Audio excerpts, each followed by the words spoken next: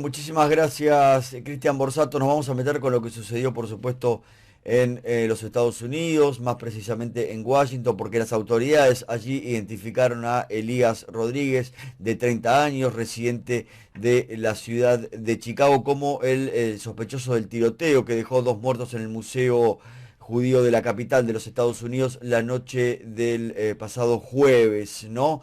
Cómo entender, cómo linkear con lo que está sucediendo también allí en la franja de Gaza, el conflicto entre Israel y el grupo terrorista Hamas. Estamos en comunicación con Gabriel Ben Tasgal, que es periodista especializado, por supuesto, en Medio Oriente. Gabriel, buen día. Hernán Harris, ¿cómo estás?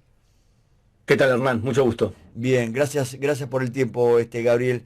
¿Qué podemos entender, digamos, con la información que tenemos hasta el momento de lo que sucedió allí en los Estados Unidos? Y si obviamente lo podemos linkear con lo que está sucediendo allí en la Franja de Gaza. Mira, por supuesto, ante todo, en el pasado, una persona que era claramente antisemita provenía o solía provenir de los grupos más de derecha conservadores, incluso católicos, en el pasado. Hoy, al contrario, cuanto más persona sea creyente, suele ser menos antisemita en la actualidad. El antisemitismo surge, Hernán, de tres focos principales que impulsan este fenómeno. Uno es ciertos medios de comunicación con agendas que demonizan al judío entre las naciones. La inmigración musulmana en muchos lugares radicalizadas fomenta la violencia, como por ejemplo en Suecia, por ejemplo. Y por último, la extrema izquierda. Hoy vas a ver que gobiernos de extrema izquierda tienen una agenda claramente antisemita, como es la de Gustavo Petro, donde la población colombiana no es antisemita, pero Gustavo Petro sí. Dicho todo esto, Elías Rodríguez es una persona de extrema izquierda, comunista, formada en la Universidad de Chicago, una persona intelectual, era asesor de un profesor de historia, y él, radicalizado por lo que ocurre en la Franja de Gaza, decide hacer un atentado y asesinar a dos trabajadores muy jóvenes que estaban a punto de casarse. O sea, es un fenómeno que tiene que ver con un desarrollo ideológico muy claro que proviene en este caso de las extremas izquierdas. Bien. Gabriel, ¿cuál es la situación hoy, por lo que podemos saber, allí en la Franja de Gaza, ¿no? En el conflicto que ya lleva mucho tiempo? Y sobre todo si se sabe algo también de los rehenes que todavía quedan en cautiverio en manos del grupo terrorista Hamas. Se saben que hay 58 rehenes, de los cuales entre 20 y 24 pueden estar vivos. O sea, 20 seguros, máximo 24. La política del gobierno actual de Israel es acelerar los ataques físicos contra Hamas para provocar o bien un cese de fuego y recuperar más rehenes, o bien derrocar al Hamas e impulsar el plan Trump, que es reducir la cantidad de población en la Franja de Gaza. Para eso está haciendo un ataque muy intensivo y está intentando, y esto es importante, eliminar que jamás reciba la ayuda humanitaria para distribuirla.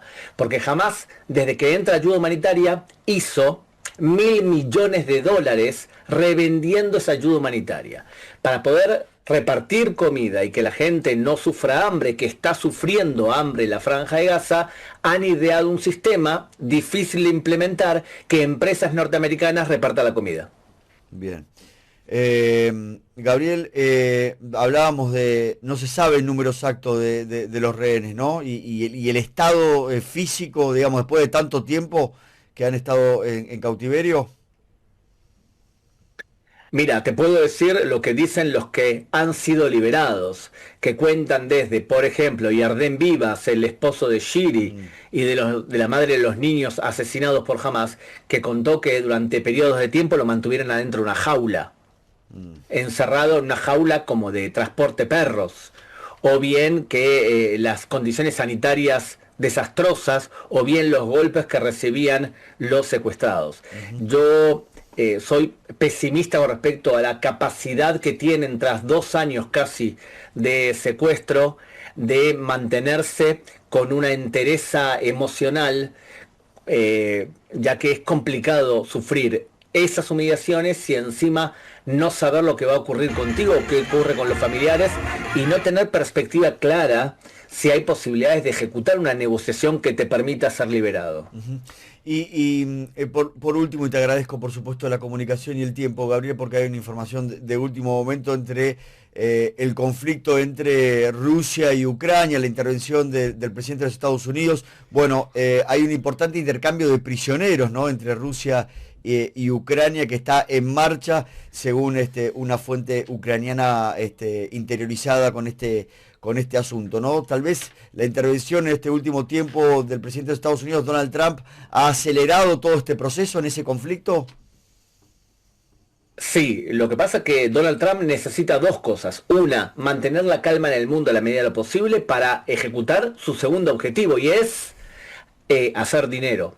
Necesita reducir su desfasaje económico, balancear justamente la balanza de pagos, y para eso ha ido al Medio Oriente, por ejemplo, a hacer enormes negocios que van desde venderle a Arabia Saudita más de 200.000 millones de dólares en armas, venderle a Qatar 281 aviones Boeing, y además recibir de regalo un avión que sale un montonazo de dinero para la administración Trump.